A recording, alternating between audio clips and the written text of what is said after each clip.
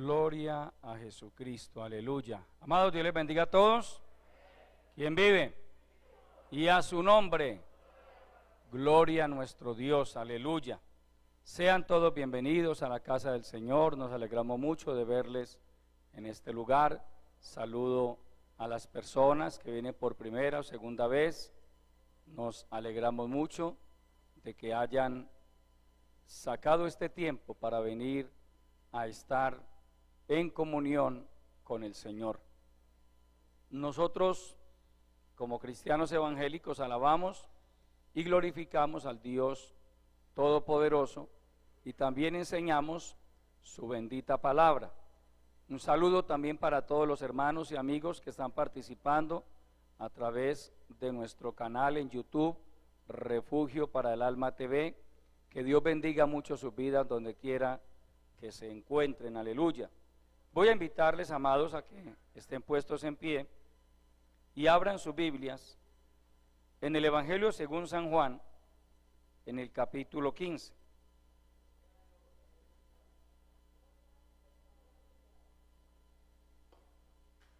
Evangelio según San Juan,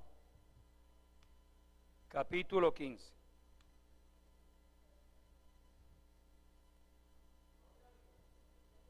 ¿Cuántos lo han encontrado? Comparta su Biblia. Si hay algún amigo a su lado que no tenga Biblia, la comparte con él. Aleluya. Si es un hermano y no trajo Biblia, dígale: hermano, ¿qué pasó? Amén. Porque los cristianos debemos traer nuestras Biblias al culto. Capítulo 15, verso 16. Dice nuestro Señor Jesucristo lo siguiente en este versículo: no me elegisteis vosotros a mí, sino que yo os elegí a vosotros y os he puesto para que vayáis y llevéis fruto, y vuestro fruto permanezca, para que todo lo que pidiereis al Padre en mi nombre, Él os lo dé. Amén. Oremos. Padre nuestro, que estás en los cielos, te adoramos, Señor. Te damos la honra, la gloria y el reconocimiento que solo a ti pertenecen, Padre.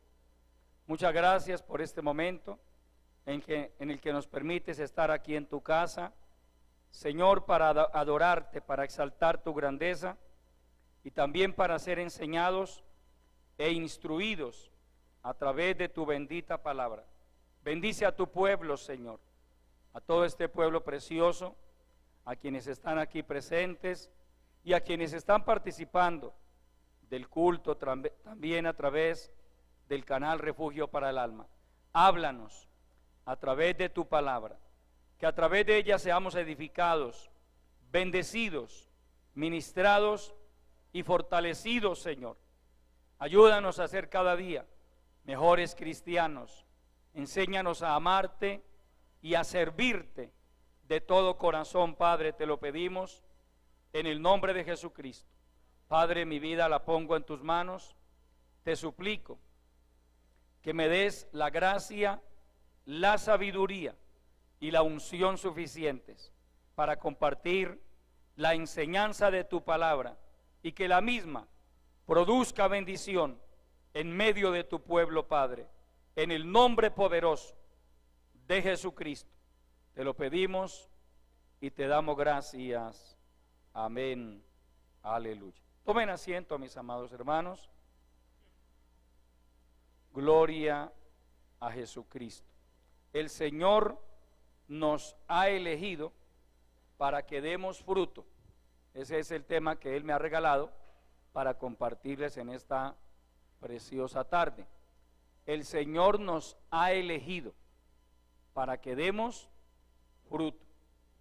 Es importante, amados hermanos, recordar que usted y yo estamos en este camino, primero, no por accidente, ni por casualidad. Nadie se vuelve cristiano por casualidad. Amén. Nadie. Uno no es cristiano por casualidad. Hay cosas en la vida que suceden por casualidad. Pero convertirnos a Cristo, llegar a ser cristianos, llegar a tener un conocimiento de la verdad, como dice el escritor a los hebreos, llegar a ser participantes de los poderes del siglo venidero, llegar a ser iluminados con el Espíritu Santo de Dios, eso no se produce por casualidad. Eso es el resultado de un proceso en el que interviene primeramente Dios y segundo, el pueblo del Señor. Amén. Dios, que dice la palabra que Él quiere que todos los hombres sean salvos y vengan al conocimiento de la verdad. Y el pueblo de Dios interviene en este proceso también al predicar a otros el evangelio. Uno nunca sabe, amado hermano, qué resultados va a obtener con solo hablarle a alguien del amor de Dios, con solo invitar a alguien a un culto. A mí una persona me invitó a un culto hace unos 27 años, me dijo: lo invito a la iglesia, por teléfono. A mí no me evangelizaron así puerta a puerta, por teléfono, nos saludamos y me invitó a la iglesia, me habló unas pocas palabras acerca de su testimonio personal, me invitó a la iglesia, yo acepté esa invitación y aquí estoy para la gloria del Señor. Amén. En otros casos hay que ir, hermano, a recorrer las calles, las veredas, predicar el evangelio, pero bueno, de alguna manera, pero las almas son salvas. Amén.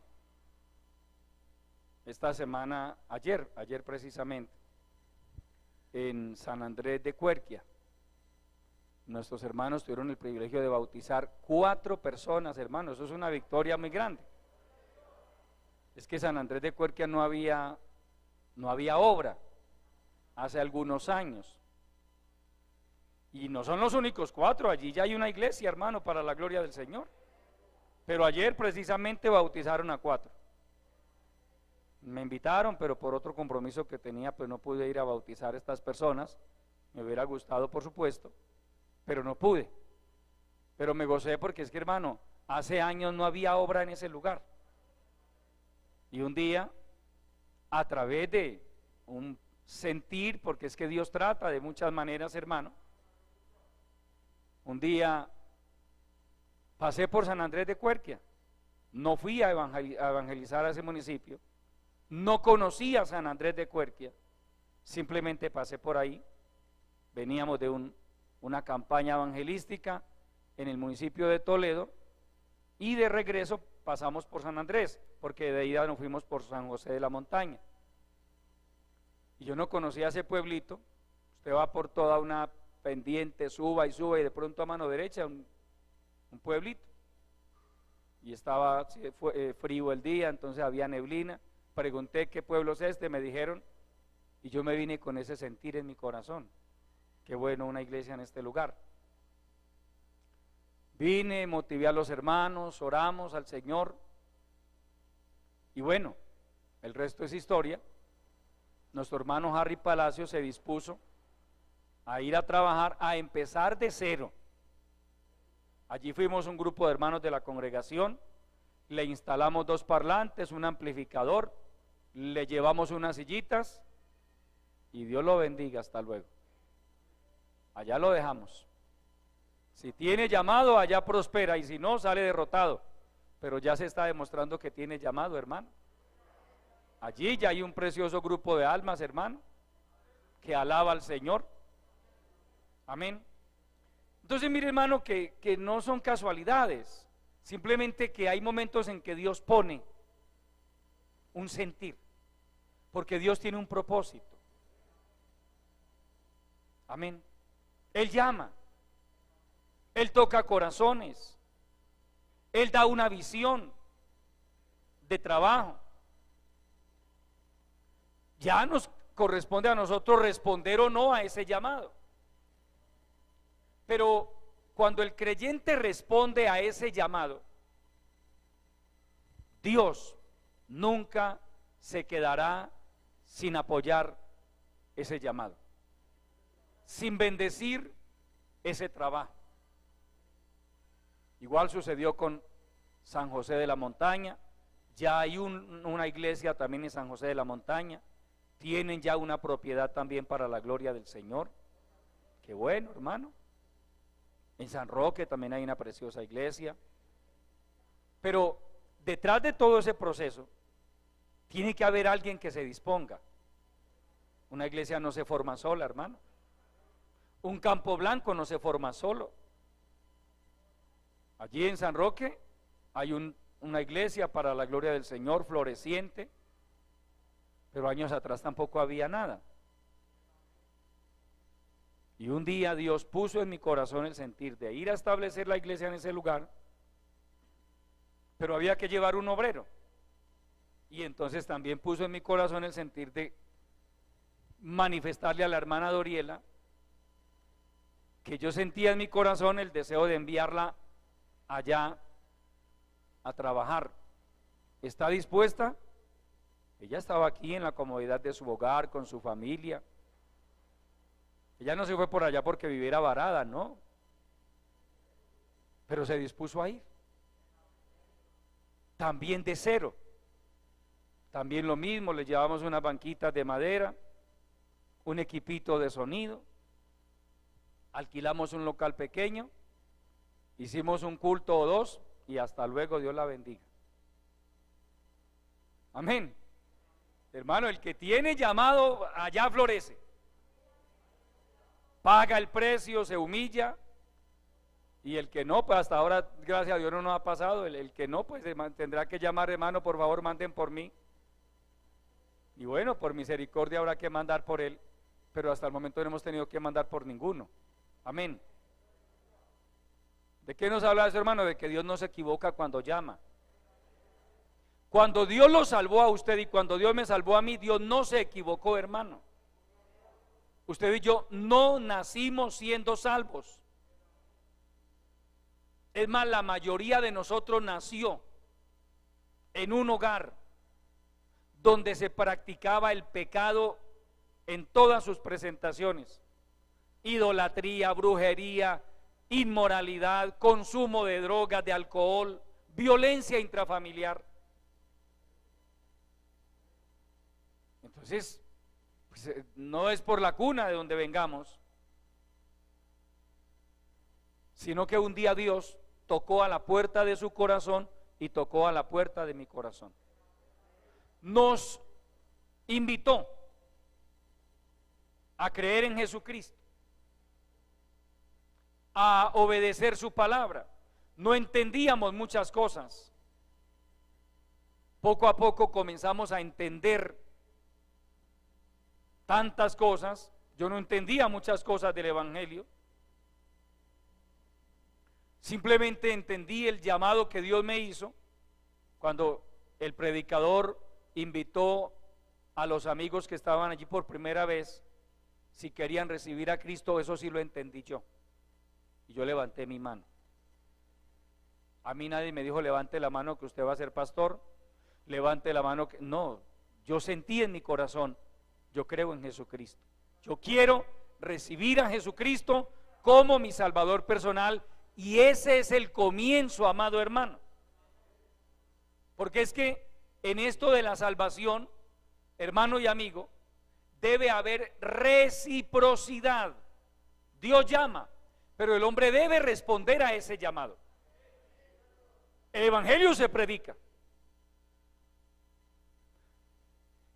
Cada persona decide si responde o no responde al llamado de Dios. Pero en el día del juicio, nadie podrá decirle a Dios: Señor, yo nunca tuve la oportunidad. No. A todos Dios de una u otra manera nos ha inquietado. Es más, hermano, con decirle que Dios, hay personas con las que ha tratado a través de sueños. Mire, ¿quién evangelizó a Cornelio? Nadie. Sin embargo, Cornelio oraba, ayunaba, era generoso. Dios, al ver ese corazón allá dispuesto y sediento, Dios no lo ignoró. Permítame utilizar un término muy coloquial entre nosotros. Dios no dijo de malas, Cornelio. No, hermano. Donde Dios ve un hombre sediento, una mujer sedienta, algo hace Dios, pero a esa persona le muestra el camino. En el caso de Cornelio, Dios tenía a Pedro a una distancia relativamente cerca, pues Dios envió a Pedro. Allí en la casa de Cornelio, a Pedro le correspondió abrirle la puerta del reino de los cielos a los gentiles en la casa de Cornelio. Allí se comienza el proceso, porque realmente el propósito del Señor Jesucristo al establecer la iglesia, el proyecto no era tanto de carácter judío, sino de carácter multinacional. Amén. De hecho, usted estudia el libro de los Hechos de los Apóstoles y las cartas paulinas y las epístolas universales, y usted se da cuenta de que aunque la iglesia comenzó en Jerusalén con judíos, los primeros que se convirtieron fueron judíos. Los primeros 5,000 que se convirtieron judíos, luego 3,000 judíos. Cualquiera diría, no hermano, la iglesia va a ser toda de judíos, o la mayoría judíos. Al poco tiempo ese orden se invierte y la iglesia pasa a ser casi en su mayoría compuesta de gentiles. Amén. Era el propósito de Dios. Recuerde que el pueblo judío rechazó el Mesías. Entonces Dios tenía un plan de salvación para el resto de la humanidad. ¿Cómo? Es más, de pronto en el cielo nos daremos cuenta, usted y yo, quiénes fueron los que pagaron el precio por nosotros orando, ayunando, vigilando.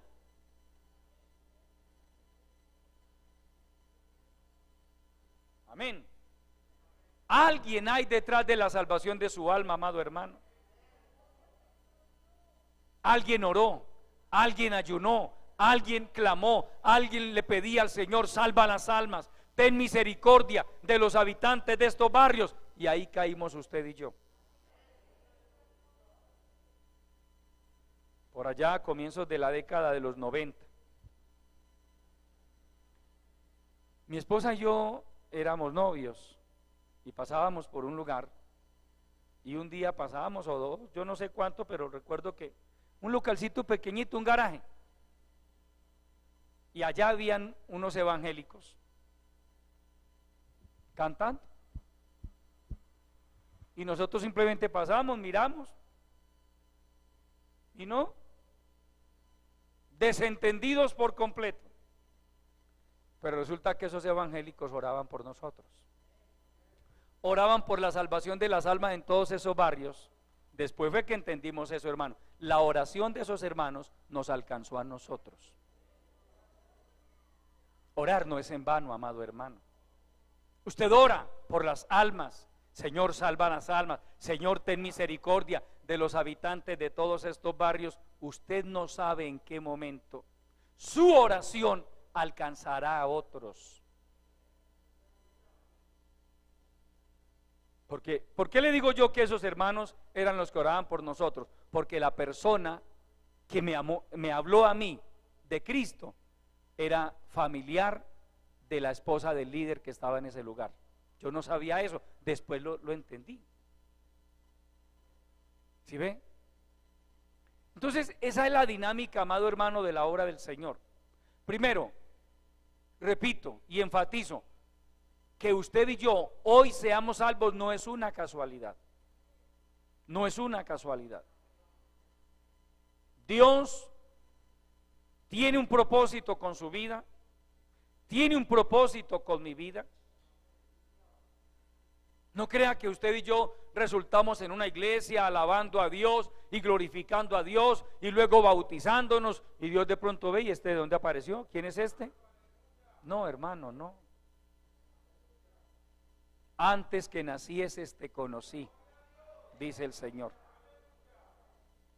Antes de que usted naciera, de que yo naciera, Dios ya nos conocía.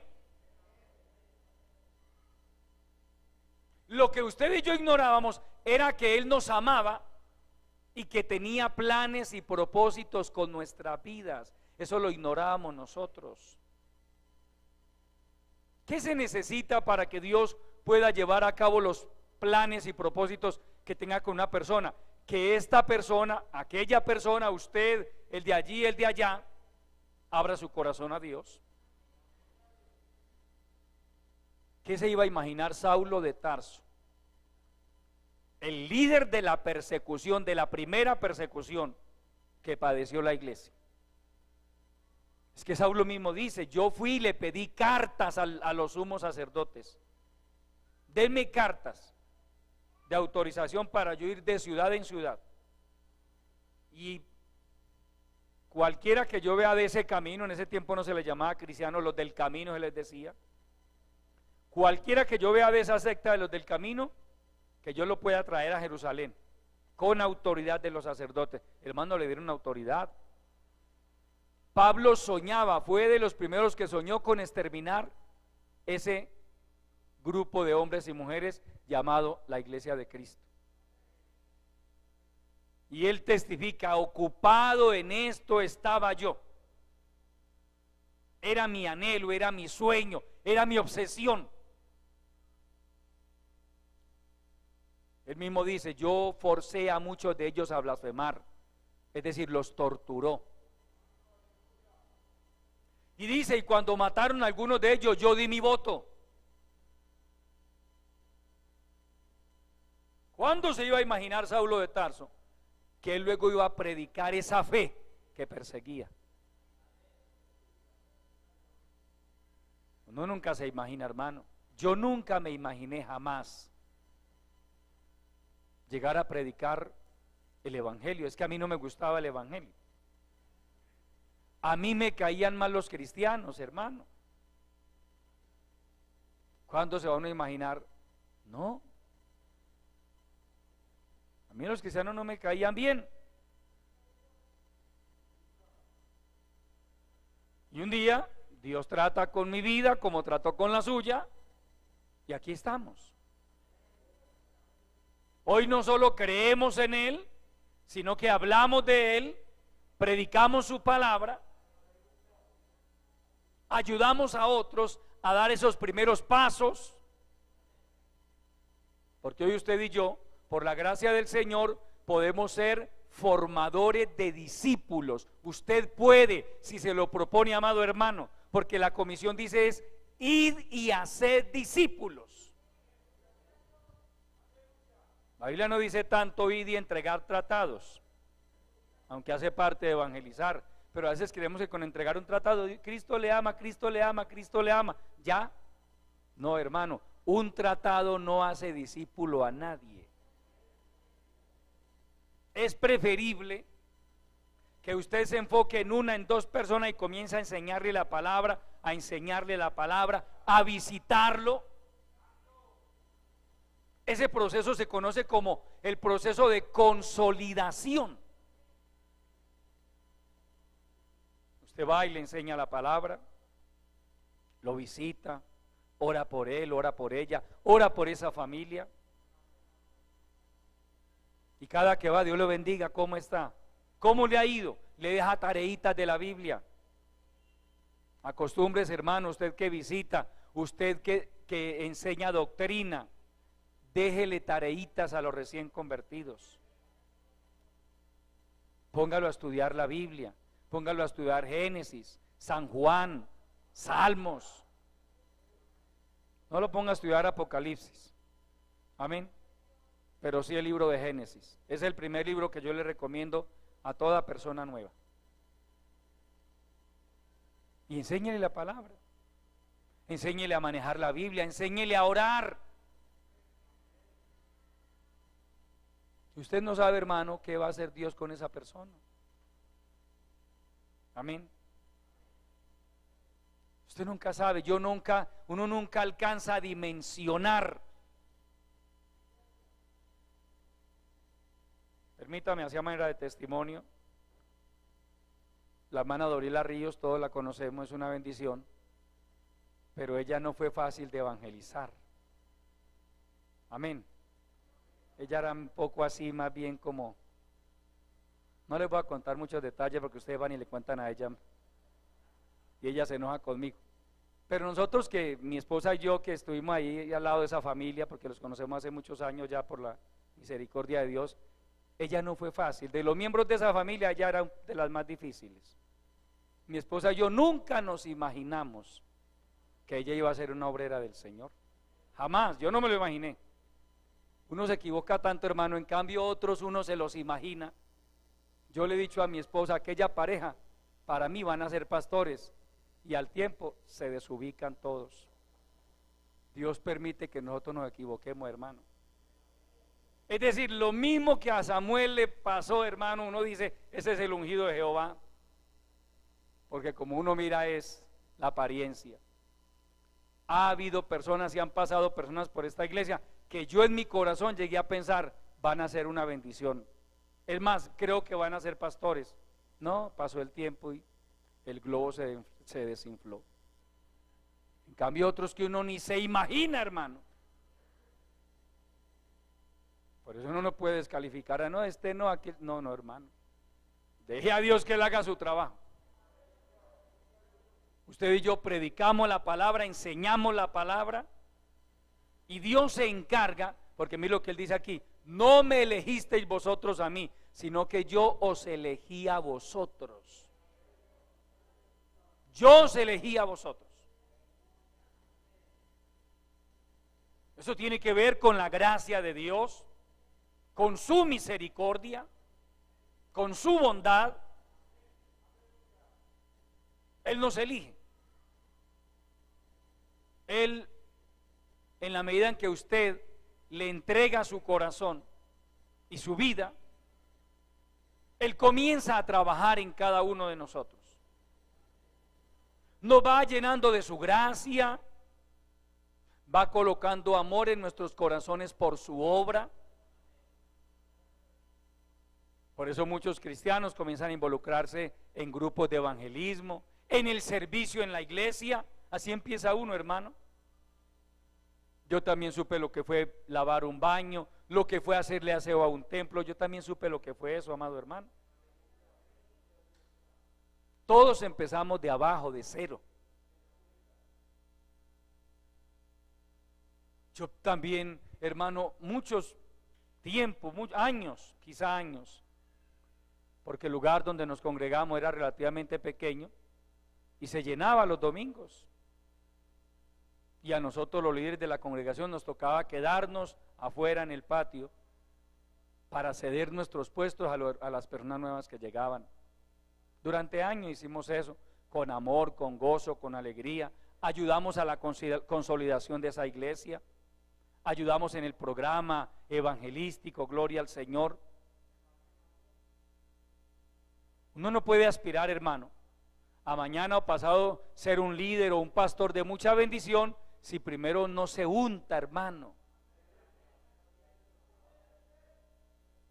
Si no se involucra en todo el proceso de desarrollo y crecimiento de una congregación. Esto es un proceso, amado hermano. La iglesia es un organismo vivo y necesita de la participación de personas nacidas de nuevo, que sientan en su corazón el llamado, hermano, porque yo le voy a decir, Dios deposita el llamado en el corazón. En mi caso personal fue así. Él en su misericordia después me fue confirmando de otras maneras, pero en mi caso personal, yo le hablo de mi caso y el de mi amada esposa. Dios puso ese sentir en nuestros corazones. Vamos a servir. Y mi esposa y yo nos involucramos en el servicio en la iglesia, hermano. Y había que colaborar, lo que fuera. Ahí estábamos, hermano. Lejos de imaginarnos que era que Dios en su gracia y misericordia tenía un propósito con nuestras vidas. Lejos de imaginarnos eso. Amén. Pero cuando Dios llama, Él va poniendo amor por la obra. Yo quiero mostrarle un caso en Filipenses capítulo 2, vamos a verlo. Aleluya. Filipenses capítulo 2. A Dios sea la gloria.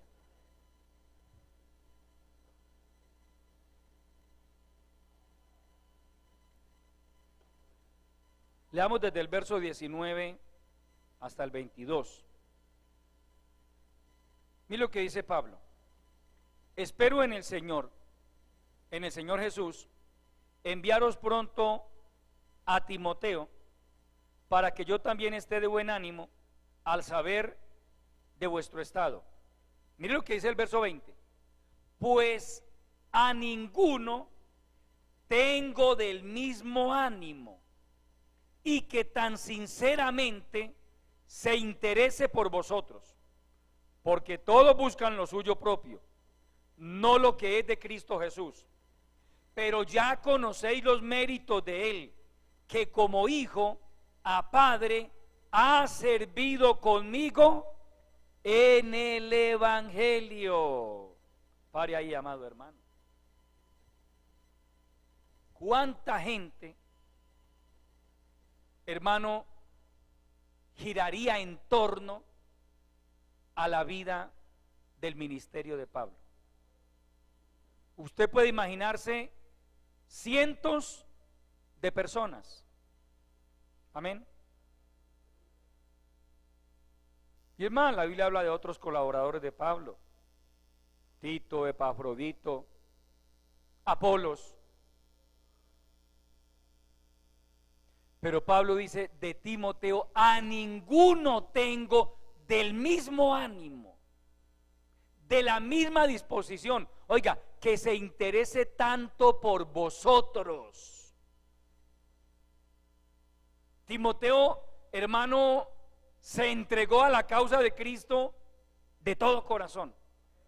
Él era un joven de la ciudad de Listra, lo que hoy es Turquía. Seguramente vivía bien, se convirtió a Cristo. Y un día llegó la noticia: hermano, viene el apóstol Pablo, viene el hermano Pablo a visitar la iglesia. Ah, qué bueno, la iglesia se reunió. Y cuando Pablo llegó a Listra y luego pasó a Iconio, otra ciudad cercana, a Pablo le llamó la atención algo. En ambas ciudades la gente, los hermanos, le hablaban bien de ese joven llamado Timoteo. Yo me imagino diciéndole: hermano, Timoteo, ese muchacho es una bendición. Tanto que Pablo sintió en su corazón llevárselo, lo invitó: ¿se quiere ir conmigo? Ah, sí. Y con una condición, que si se la ponen a usted o me la ponen a mí, no sé qué cara pondríamos, pero me toca circuncidarlo sin anestesia local, porque se acabó la anestesia. En ese tiempo la circuncisión era a sangre fría, hermano. Cualquiera le hubiera dicho: hermano, le agradezco mucho, pero no. ¿Cierto? Si pensamos a veces por ahí una inyeccioncita que nos pongan, ahora que a usted le vayan a hacer la circuncisión a sangre fría. Eso no le importó a Timoteo, le dijo: no hay problema. Y se hizo circuncidar. O sea, nada más detalles como eso demuestran que el muchacho estaba dispuesto, quería servir al Señor. Lejos Pablo de imaginarse que cuando él fuera a terminar su carrera ministerial, que duró un poco más de 30 años, su sucesor iba a ser ese muchachito tímido, porque el Nuevo Testamento dice que Timoteo era una persona tímida, introvertida, ese muchacho se iba a convertir en el sucesor del gran apóstol Pablo. No era el sucesor por de cualquiera, del gran apóstol Pablo. ¿Ah?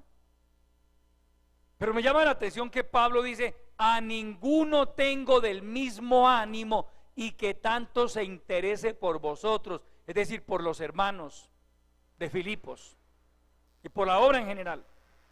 Pablo podía mandar a Timoteo donde fuera con toda confianza, porque Pablo sabía: este muchacho es responsable, es entregado a la causa de Dios, es fiel. Y qué bueno cuando un pastor cuenta con colaboradores incondicionales, porque aman al Señor, porque aman servirle. Qué bueno cuando un líder cuenta con colaboradores, hermano.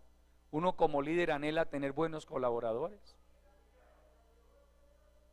Por eso yo le doy un consejo a usted que es miembro del grupo de evangelismo: manéjese bien, sirva con amor. Usted no sabe si mañana o pasado va a ser líder y va a necesitar el apoyo de otros.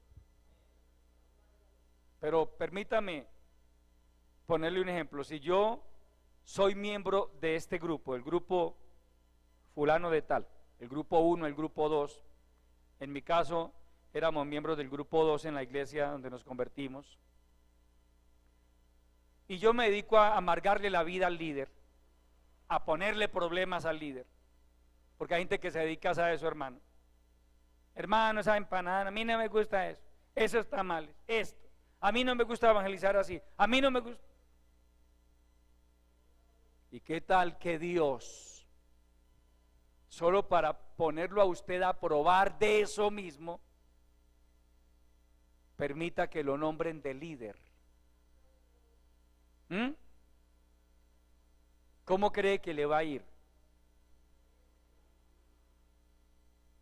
Hermano, hemos aprendido un principio, por la gracia de Dios, y hemos visto que cuando ese principio usted se ajusta a él, Dios después lo bendice. El principio del sometimiento a la autoridad. Yo tuve integrantes en mi grupo que fueron más bien un problema que una bendición. Fueron un problema. Fueron groseros, insujetos. Y después un día, este hermano también de líder y aquel de líder, bueno, el pastor tomaba esas decisiones. Pero había que ver después, hermano, a esas criaturas luchando para que otros se les sometieran, hermano. Si yo no me someto a mi autoridad, ¿cómo voy a pretender después que otros se me sometan a mí? ¿Ah? Si cuando yo era miembro del grupo yo no colaboraba, yo no apoyaba, yo no iba, pero ahora quiero que todos vengan y me apoyen. Ahora que soy líder, hermano, ahí sí, venid todos a mí. ¿Ah? No, hermano, uno tiene que sembrar. El principio de la autoridad es fundamental.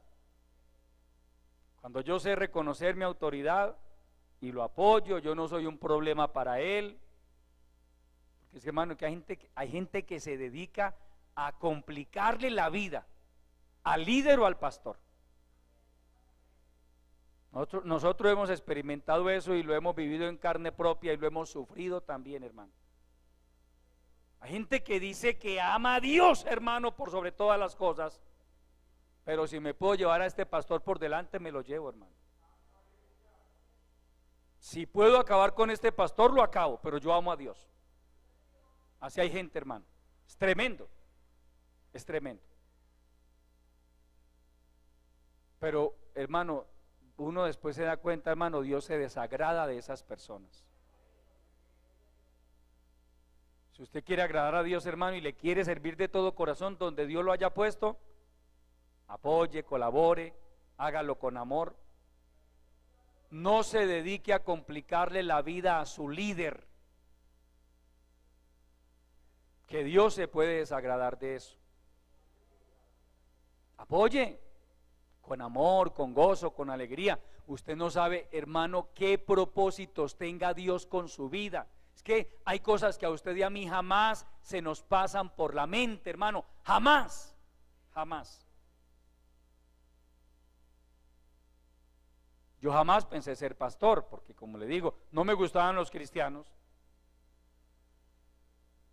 Me caían mal los evangélicos. ¿Cómo creía que yo, ay, qué bueno ser pastor? No, yo quería hacer otras cosas. Pero un día Dios nos metió en este proceso. Y puedo decirle, para la gloria del Señor, y mi esposa me es testigo, de que mientras estuvimos bajo la autoridad de un líder, nunca tratamos de ser un palo en la rueda para ese líder. Al contrario, nos dedicamos a apoyar al líder, hermano. Apoyarlo en lo que, hermano, lo que más pudiéramos. El hermano que nosotros teníamos por líder, su esposa no lo apoyaba mucho, era, no sé, no lo apoyaba. Pero el líder, ese líder, encontraba el apoyo en mi esposa y en mí. Éramos su apoyo. Éramos, por decirlo, su mano derecha. Y mi esposa y yo lo hacíamos con sencillez, con alegría, con gozo. Yo nunca le dije a mi esposa, hagámosle para que lo quiten a él de líder y nos pongan. No, no, hermano.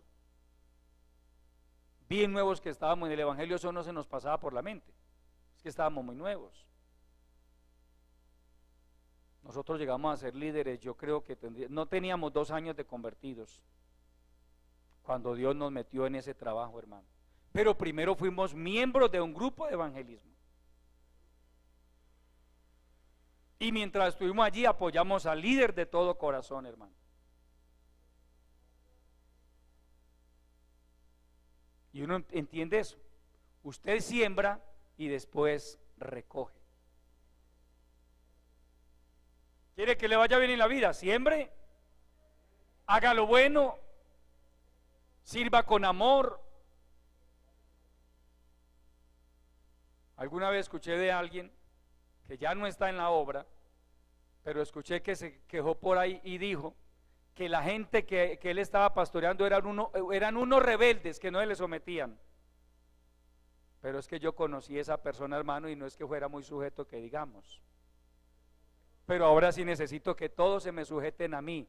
Ay, hermano, qué tremendo.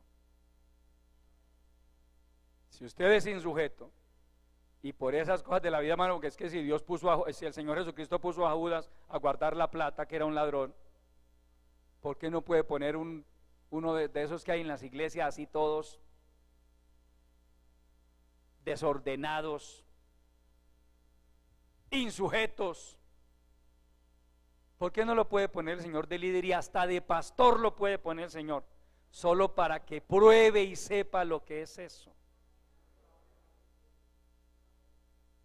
La gente se pregunta, hermano, ¿y por qué el Señor puso a Judas de tesorero? Dios no tiene problema con eso. Simplemente después le pide cuentas. No crea que todo el que ocupa una posición es porque sea el mejor para ese cargo. No, a veces Dios le permite, hágale. Mire usted que tanto critica al líder y que tanto está tratando de estorbarle el trabajo al líder. Tenga usted de líder, ahí lo pongo de líder. Hágale pues. ¿Ah? ¿Y qué hacemos? Ahí donde uno viene a probar, ya. Ahora sí necesito que me apoyen, que se me sometan, que me obedezcan, que me respeten, aunque yo no haya respetado a nadie. Dios tenga misericordia, amado hermano. Pero mire, hermano, qué bueno en las iglesias este tipo de personas como Timoteo, porque los hay para la gloria del Señor. Así como encuentra uno gente complicada. Pablo habla de gente complicada, de gente que fue cristiana, pero después se le revelaron a Pablo. Eso no es nuevo, hermano, eso ha pasado siempre. Pero Pablo también puede hablar de un Timoteo y decir: porque a ninguno tengo del mismo ánimo, y que tan sinceramente se interese por vosotros, porque todos buscan lo suyo propio, no lo que es de Cristo Jesús. Pero ya conocéis los méritos de él, que como hijo a padre ha servido conmigo en el evangelio. Como hijo a padre. Es decir, Timoteo siempre supo respetar a Pablo.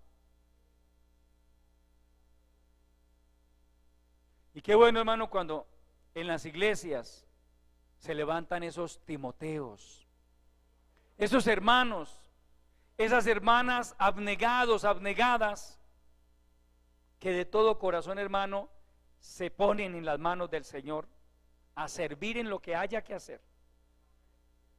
Recuerde, hermano, que vuestro trabajo en el Señor no es en vano.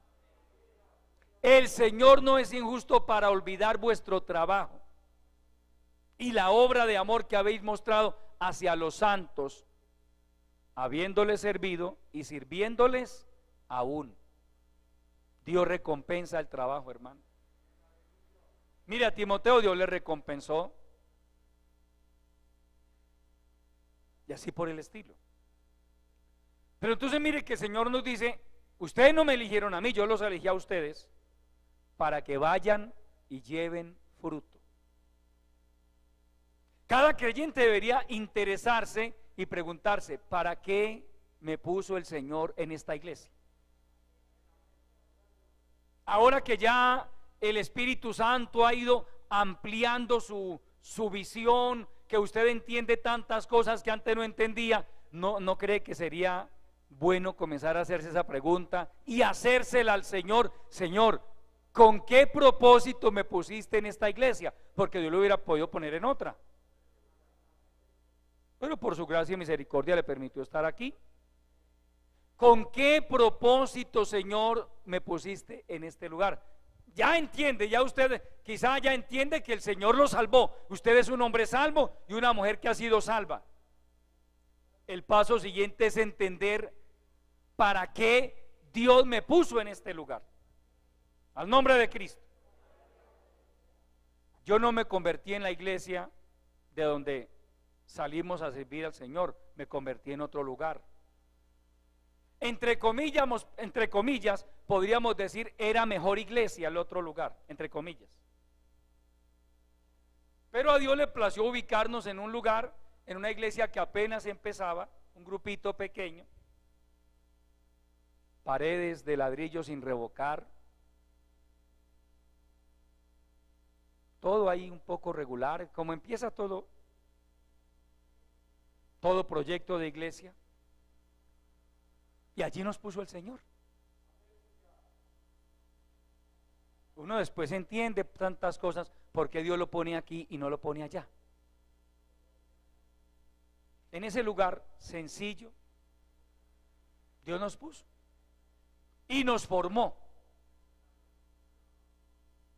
Pero uno tiene que ir, amado hermano, tratando de identificarse con la voluntad de Dios para su vida. ¿Qué quiere que yo haga el Señor? ¿Él para qué me puso aquí?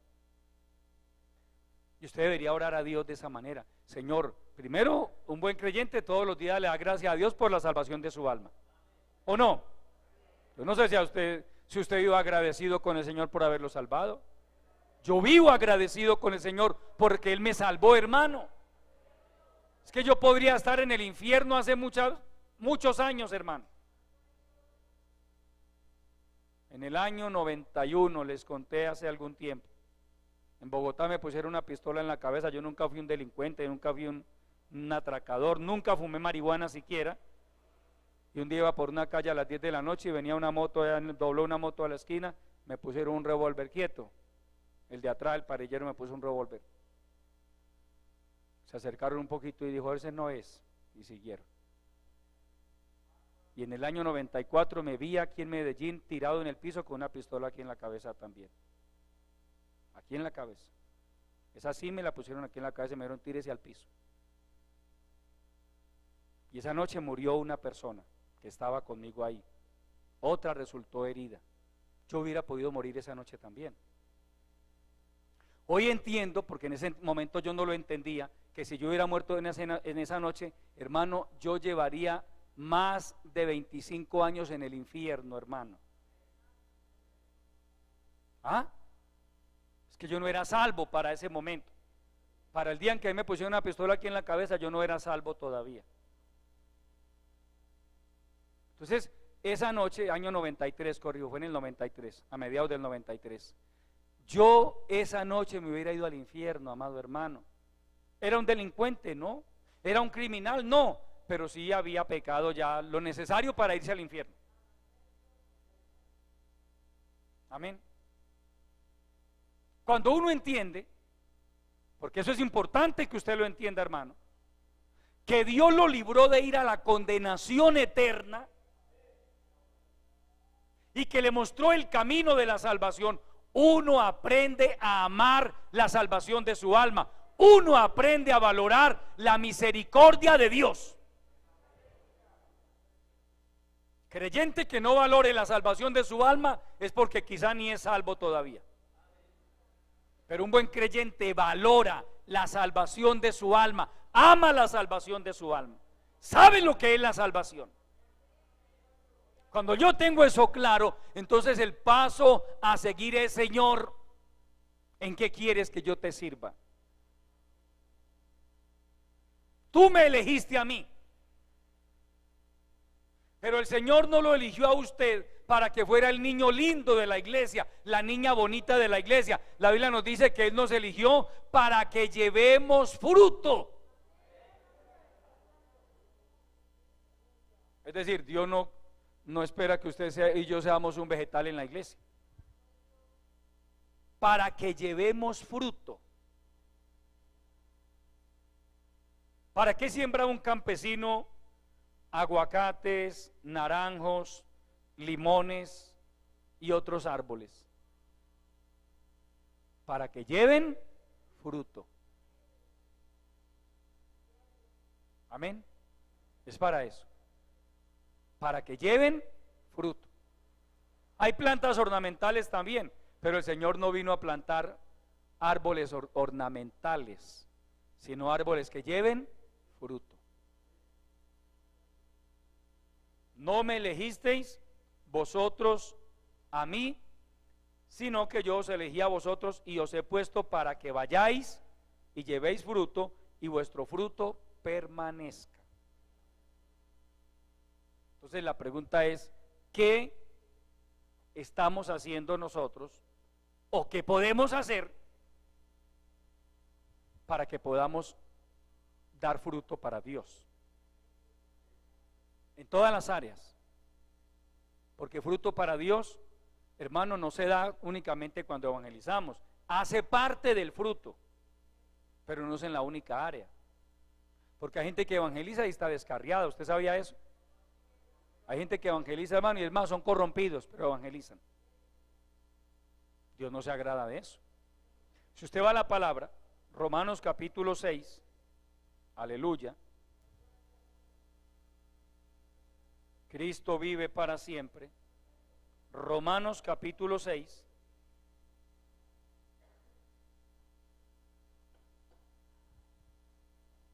Leamos del verso 19 en adelante.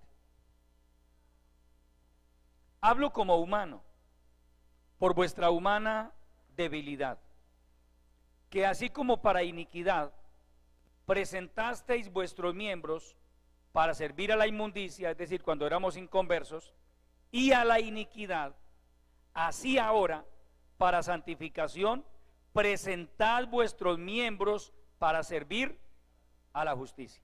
Porque cuando erais esclavos del pecado, erais libres acerca de la justicia, es decir, no teníamos nada que ver con el evangelio.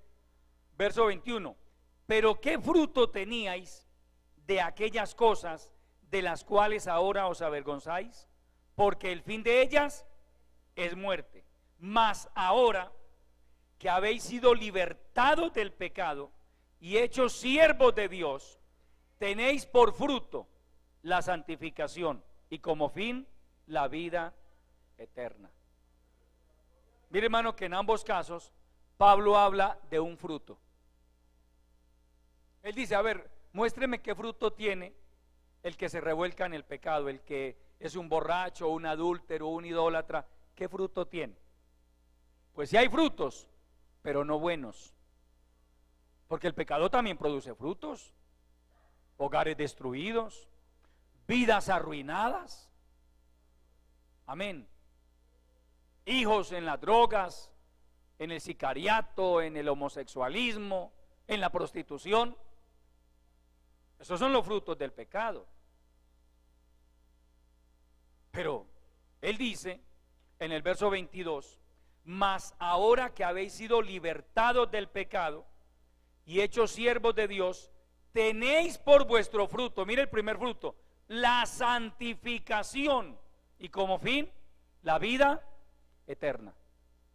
Fruto indispensable en este camino, hermano, la santificación. El cristiano debe aprender a vivir en santidad. El buen cristiano se aparta del mundo, se separa del mundo, se aparta de las prácticas del pecado para agradar a Dios, y ese fruto se llama santificación. Pero hay más. Sigamos, Colosenses capítulo 1. Aleluya. Colosenses capítulo 1.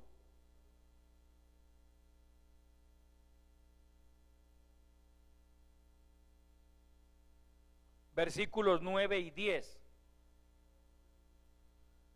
Por lo cual también nosotros, desde el día que lo oímos, no cesamos de orar por vosotros y de pedir que seáis llenos del conocimiento de su voluntad en toda sabiduría e inteligencia espiritual, para que andéis como es digno del Señor, agradándole en todo, llevando fruto en toda buena obra y creciendo en el conocimiento de Dios. Mire, amado hermano, Dios espera que usted y yo le agrademos en todo y que llevemos fruto o que produzcamos fruto en toda buena obra. Hermano, el creyente está llamado, por eso dentro de la iglesia cristiana hay una figura que se llama miembros activos. Hay miembros pasivos y hay miembros activos. El miembro activo es el que está dando fruto, hermano. Él sirve.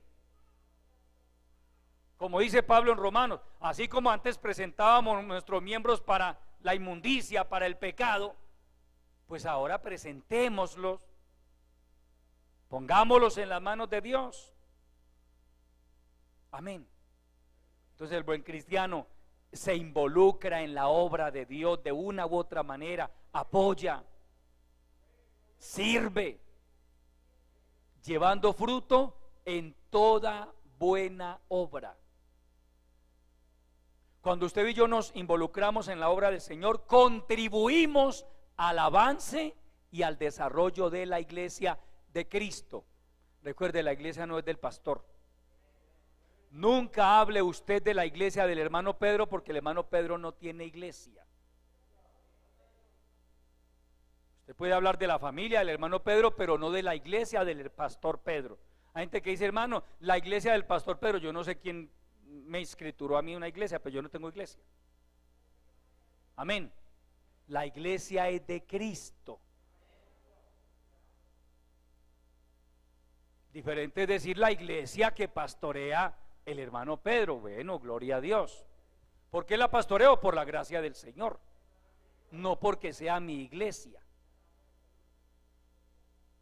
Amén.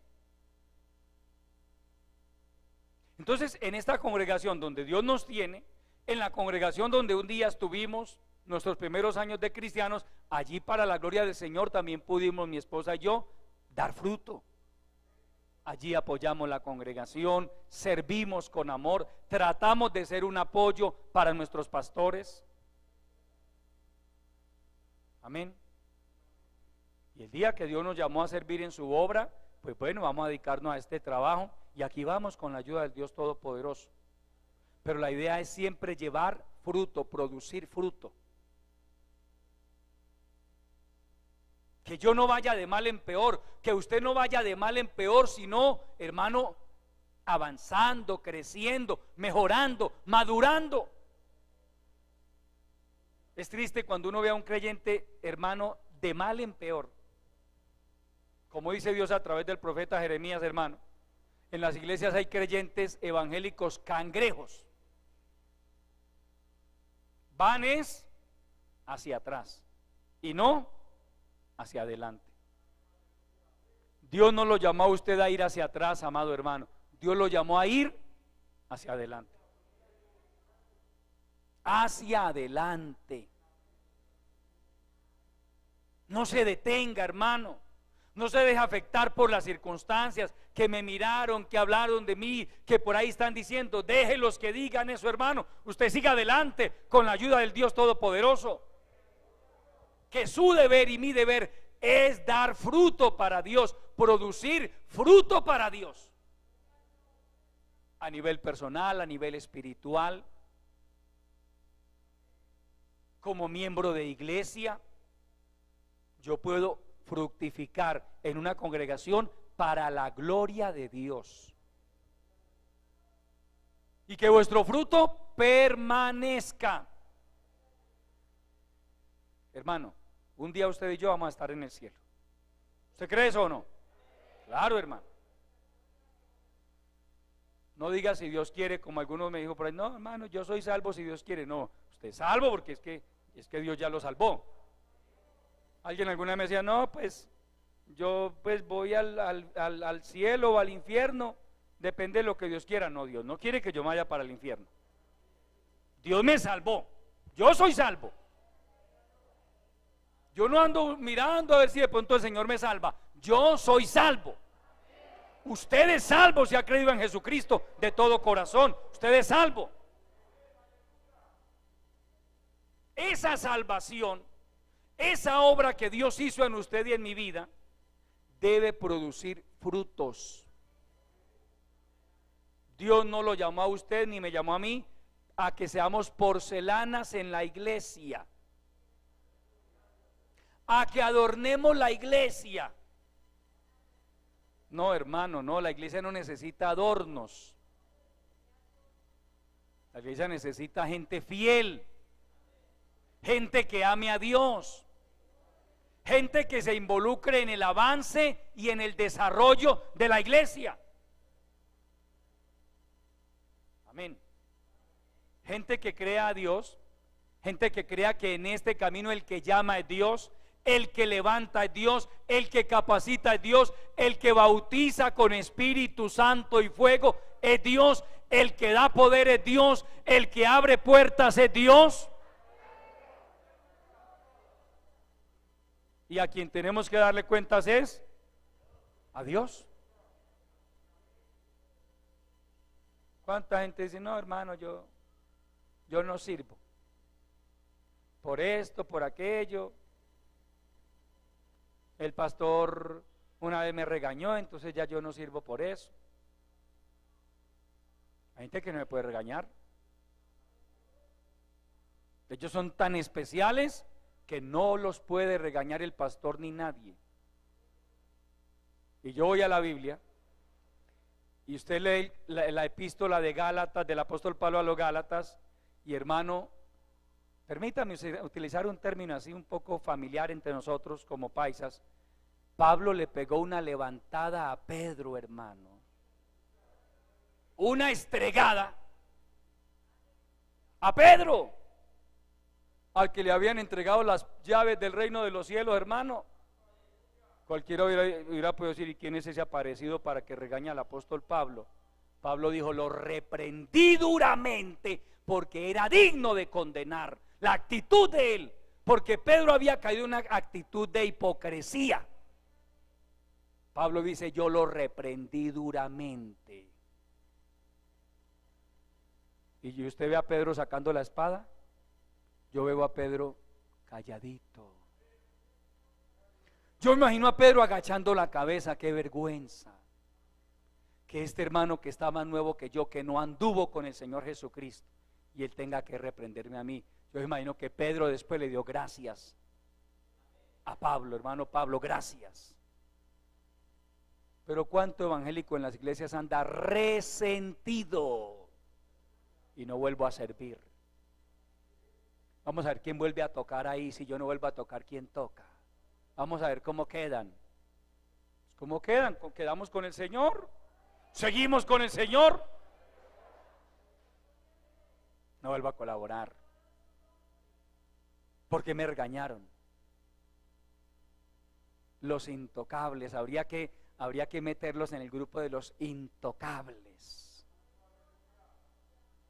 de las porcelanitas de la iglesia, los bonitos, los bebés de la iglesia. No, hermano, el Señor no nos mandó a formar guarderías ni grupos de buen comienzo. Amén. Él nos llamó, fue a formar hombres y mujeres capacitados para entrar al reino de los cielos. Entonces, por eso dice el escritor a los hebreos, es verdad que ninguna disciplina al presente parece ser causa de gozo, sino de tristeza. Pero después, ¿da qué? Fruto apacible de justicia a los que en ella han sido ejercitados. Al que se deja ejercitar, porque no todos los cristianos se dejan ejercitar, no todos los cristianos se dejan corregir, no, hay algunos hermanos que se van enojados, resentidos. Eso, pues, hermano, Dios tenga misericordia de ellos. Ellos se tienen que entender con Dios. Pero por la escritura yo entiendo, hermano, que a usted y a mí Dios nos corrige. Y para eso usa personas. Como algunos dicen, hermano, pues si hubiera sido fulano, pero ese pelagato, venís dizque a decirme a mí. Pues Dios permite que a veces sean pelagatos. Sí. Si para usted es un pelagato el hermano que lo corrigió, pues para Dios no. Para Dios fue su instrumento, el siervo o la sierva que él quiso usar. Otros lo verán como un pelagato, Dios no lo ve como un pelagatos. Para Dios es su instrumento, su servidor. Cuando en la iglesia un creyente, por más que tenga, porque es que, hermano, si le habláramos de gente que ha pasado por este camino y a los que Dios les dio cosas grandes, pero esos sí eran intocables. Hermanos, se dañaron, la bendición los dañó. Hay quienes, hermano, el bautismo en el Espíritu Santo los ha dañado, un don espiritual los ha dañado, gracia de Dios los ha dañado, porque muy buenos para predicar, muy buenos para profetizar, muy buenos para danzar. No le vaya a decir nada a esa criatura, no le vaya a decir ni esto. Ya lo tiene usted, hermano, por allá a 1000 kilómetros de distancia, bravo, enojado, porque se metieron con el siervo de Jehová, dicen algunos. Pasa como una anécdota que ocurrió en la vida real. Me la contaron de un hermano de algún lugar. Un día, yo no sé qué problema tuvo con alguien, y ese alguien como que le dio un golpe. Y el hermano se paró y le dijo, con nadie te has metido, has tocado al siervo de Jehová. Y así hay gente, hermano, que dice que nadie los puede tocar porque son el siervo y la sierva de Jehová. No, hermano, usted y yo somos barro. Amén. Hay veces que Dios permite que otros se metan con nosotros. ¿Por qué Dios lo permite? Para hacernos entender a usted y a mí, para recordarnos que usted y yo seguimos siendo de polvo. Aquí no hay dioses ni diosas. Y si usted y yo hemos de ser instrumentos útiles en las manos de Dios, Él nos va a formar, Él nos va a corregir las veces que lo considere necesario. Porque si no, las iglesias estarían llenas de gente rebelde, llevada de su parecer, pero llenos del poder y de la gloria de Dios. No, hermano, Dios no trabaja así. Dios no trabaja con rebeldes.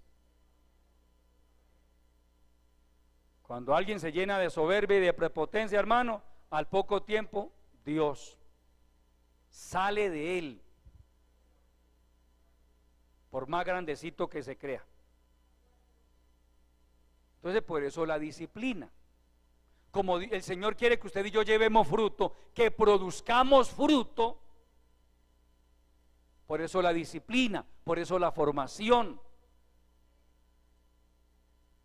por eso la enseñanza, porque Él quiere dentro de su pueblo hombres y mujeres que produzcan fruto y que su fruto permanezca. Permanezca. Le decía, usted y yo vamos a estar en el cielo con la ayuda del Dios Todopoderoso. Vamos a participar en el juicio del tribunal de Cristo. Recuerde eso. El juicio del que usted y yo vamos a participar se llama el juicio ante el tribunal de Cristo. Allí el Señor nos va a preguntar a usted y a mí, a cada uno, el juicio es individual.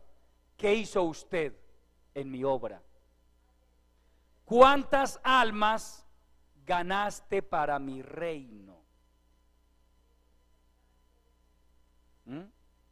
¿A cuánto le predicaste mi palabra?